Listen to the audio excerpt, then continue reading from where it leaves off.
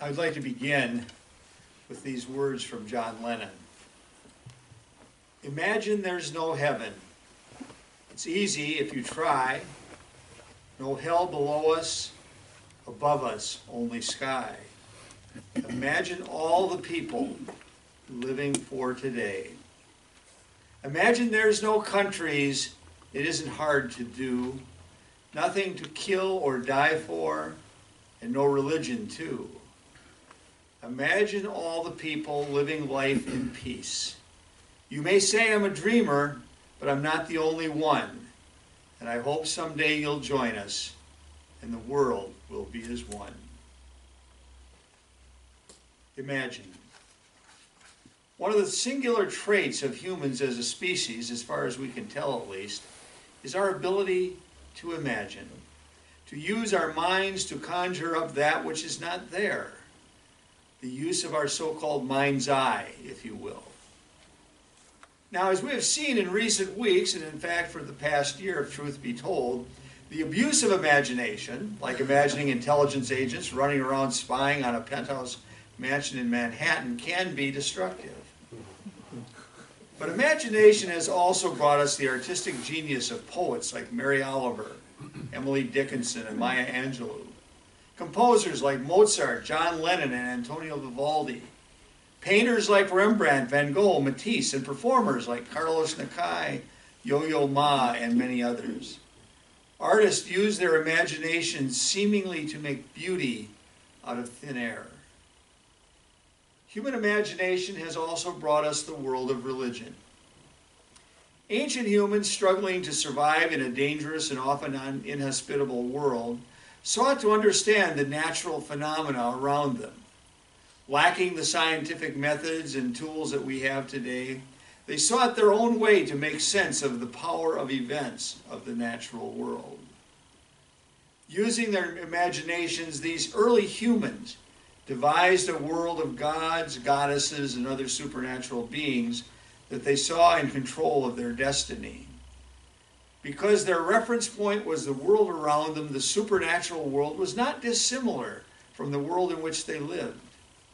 In many instances, the gods and goddesses shared many of humanity's strengths and weaknesses, faults and foibles. Now, as time moved on, the images of gods and goddesses changed as well.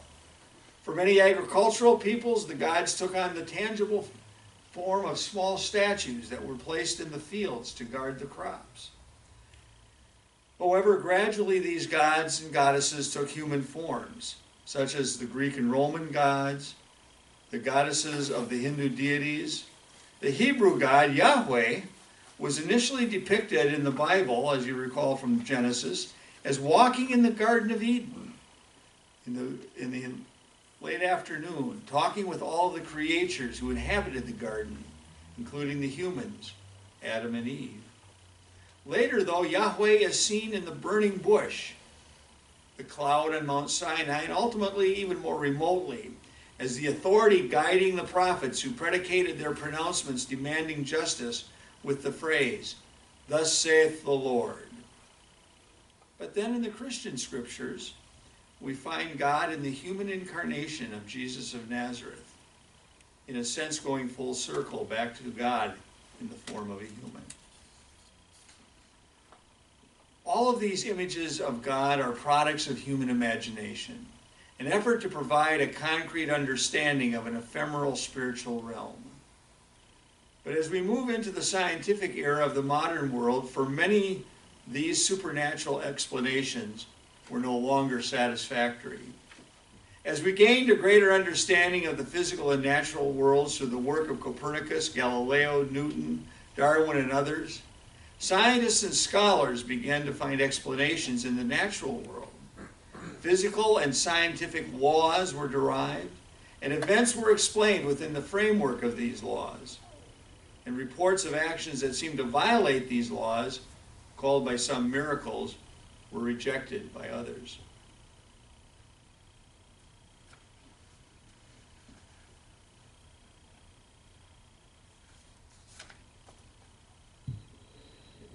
The emergence of this scientific outlook in the 19th century became known as the Enlightenment. and inspired the views of many religious liberals, including Unitarians and to a lesser extent Universalists. This set the stage for the emergence of humanism in the 20th century. Humanism is an outlook or life stance which, according to Reverend William Murray, a Unitarian minister and theologian and one of my teachers, rejects the idea of a supernatural deity, holds that the natural universe is all there is, and considers humans as part of that natural world. The goal of life is to realize the potential of all human beings. In fact, in its perfect, purest form, humanism, as its name implies, can tend to be a bit human species centric. And this potential can be realized by a focus on social justice. Gone is the notion of God as the creator and manager of the universe, and the idea that humanity's purpose is to glorify God and carry out God's plan for salvation. The Reverend Greg Epstein, a humanist chaplain at Harvard University, sums it up in this statement: humanism is a bold, resolute response to the fact that being a human being is lonely and frightening. Western humanism finds its roots in Greek philosophy and the Renaissance, as well as the expansion of knowledge during the Enlightenment. Humanism has also had its antecedents in Eastern philosophy and religion. Neither Taoism or Buddhism professes belief in a supernatural deity, but rather are based on human-oriented explorations of the meaning of life. In 1933, a number of humanist intellectuals and leaders, including 7 Unitarian and Universalist ministers, signed and published the first Humanist Manifesto. The manifesto emphasizes the centrality of reason and the scientific method for understanding the world, places humanity squarely in the middle of that natural world, and finds that the purpose of life is to promote the well-being of humanity and the promotion of a more just political and economic system. On the negative side, the manifesto emphatically denies the existence of a supernatural God or a supernatural realm. To the humanists, what you see is what you get. And this world is all that there is. Humanism soon found a foothold in the Unitarian movement, especially here in the Midwest. Reverend John Dietrich, a Unitarian minister in Minneapolis, is recognized as one of the founders of religious humanism. Even before publication of the manifesto, Dietrich was preaching a humanist gospel and jousting with fundamentalist opponents of the teaching of evolution. Similarly, Curtis Reese, secretary of the Western Unitarian Conference, which basically is now the Midwest region of the UUA, was also a strong proponent of humanist views. During much of the 20th century, Unitarianism, especially in the Midwest, was strongly identified with humanism, setting off the theist-humanist conflicts that have bedeviled many of our congregations ever since. One old joke had it that in many Unitarian congregations, the only time you heard the words Jesus Christ was when the janitor stubbed his toe. For a period of time, humanism was the dominant religious outlook for Unitarians, though not so much for the Universalists. That began to change in the last couple of decades of the 20th century, and in many congregations, the trend away from humanism and towards a more theistic, spiritual, or earth-centered outlook continues to this day. Today, humanism manifests itself in a number of different forms. Secular humanism, the great bugaboo of the religious right, tends to be more of a philosophy than a religious outlook. Religious humanism is what one is more likely to see in Unitarian Universalist circles. While sharing many of the underlying beliefs of humanism, and with their secular brethren, the religious humanists are more interested in a religious community and are more comfortable with ritual and ceremony. In recent years, bemoaning a lack of spiritual vitality in plain humanism, some contemporary humanist thinkers such as Bill Murray and Jerome Stone, both adjunct professors at Meadville Lombard Theological School, have begun to mix religious humanism and religious naturalism, which is a religious stance that finds the divine and sacred in the natural world, to find a more spiritual core to support humanist beliefs. I tend to place myself in that category of humanists. But returning to the title of today's reflection, what does it mean? Does this mean that humanists are atheists? And if not, what are they? Well, a common definition of atheist reads as follows: a lack of belief or a strong disbelief in the existence of God, a God, or any God. Probably most humanists would have pushed accept that definition of atheist, at least privately. Humanism, after all, rejects the notion of a supernatural realm, not governed by the laws of science. For those who find atheism, particularly as promoted by more militant atheists like Richard Dawkins, Christopher Hitchens, and Sam Aarons, finds that too dogmatic for their taste, there could be a couple of alternatives. One is agnosticism, which holds that any ultimate reality such as God is unknown and probably unknowable, or more broadly, not committed to believing in either the existence or the non-existence of God or a God. This is for those who are unwilling to commit to a firm position on the existence of God. There's also my personal construction that I've called, and I've seen others have called, non-theism. The existence or non-existence of God is not a matter of ultimate concern. Don't really care. Now, I have to admit that if you looked at my library and saw the number of books on the subject of God, it might belie this claim. But where does humanism fit into this picture? Well, one way that it could be to consider humanism as atheism or agnosticism or non-theism plus. It starts with a viewpoint that does not require a supernatural God or a realm as a basis for its meaning, but it offers a positive outlook. It does not just reject the supernatural, rather it finds meaning in the here and the now. It calls upon us to care for the world we have and the beings who inhabit this world with us. It calls for us to care for the poor and powerless. It gives meaning to the here and now, not just the hereafter. But some might ask, as did William Murray in his book Reason and Reverence, where do we find the spiritual, the sacred, the holy? There are those who would answer, we don't. But so what? Isn't a reasoned scientific approach to the world sufficient? Isn't that all we really need to know? So if the goal is simply to understand in a logical, reasoned, factual sense, then yeah, that's enough. But for many of us, we need more to give meaning to our existence. Another one of my professors, David Bumbaugh, phrased the problem this way in an essay in the collection of Language of Reverence. Bumbaugh notes that the religious humanists have, in his words, manned the ramparts of reason and are prepared to defend the citadel of the mind against a renewal of superstition.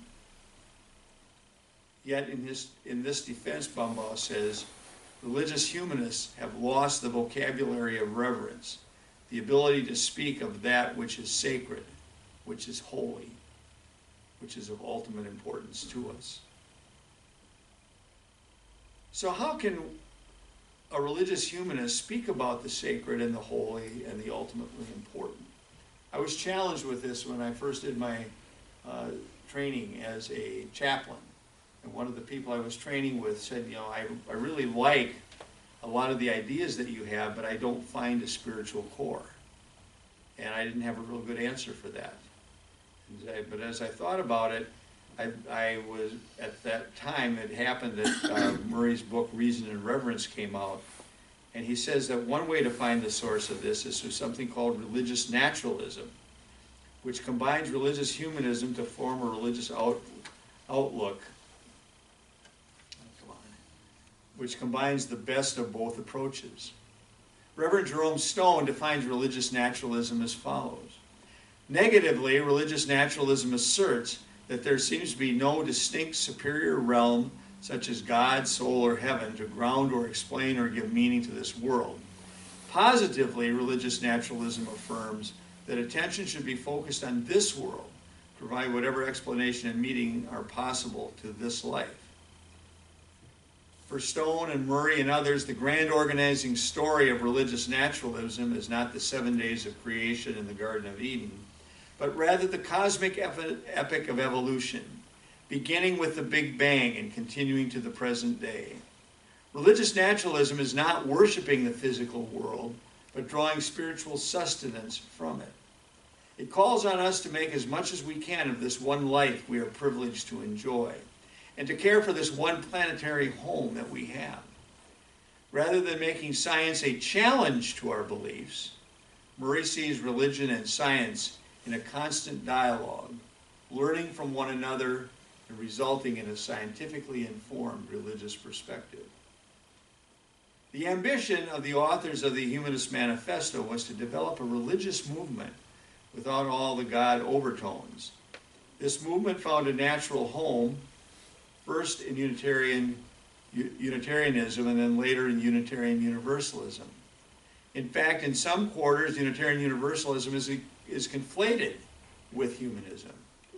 Though in fact, as we know, Unitarian Universalism has a much broader theological basis than mere humanism, much to the chagrin of some rock-ribbed humanists.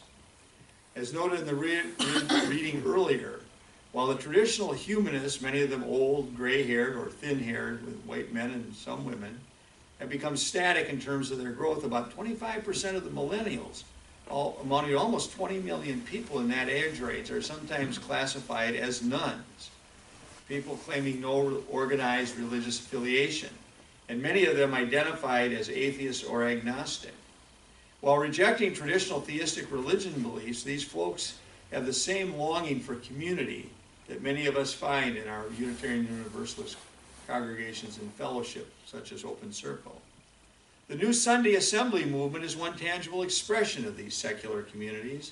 Their gatherings, which look very much like our Unitarian Universalist services, provides aspects of church without all the other baggage.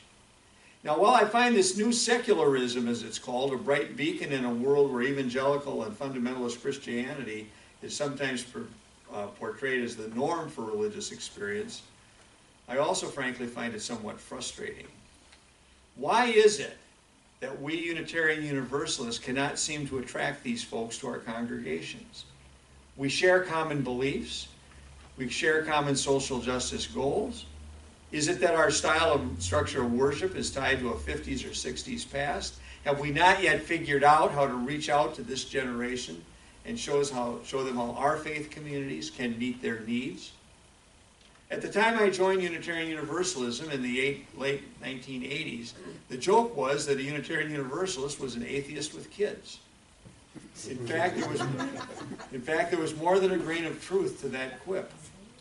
As baby boomers, our children were reaching the age where we felt a need and desire for them to find a place where they could learn the kind, inclusive, socially responsible values in an environment free of the kind of dogma that had turned us away from traditional Christianity. When we came to Unitarian Universalism, it offered us the community that we could only imagine. It was a place where we could come on Sunday mornings where we did not have to cross our fingers when we crossed through the door, where we would not have to translate the words that we heard into an idiom that we could express with authenticity. Many of us walked through those doors having rejected notions of God and the divine and thought there was no place for us in, quote, organized religion. Reading the New York Times on Sunday mornings was intellectually satisfying, but did not meet the deeper need for community and fellowship. We wanted a place and people who shared our passion for social justice and an outlet for tangible expression of that passion. We needed a place where we felt we belonged. Only when we had found such a place could we then move out and carry our values into the wider world. For many of us, Unitarian Universalism was the kind of religious community that we thought only existed in our imagination. And yet it turned out to be for real. And so as we conclude our time together in this place, let's again remember the words of John Lennon.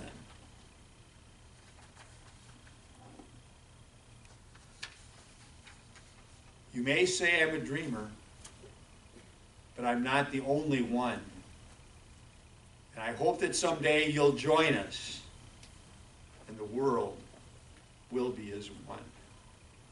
Blessed be and go in peace.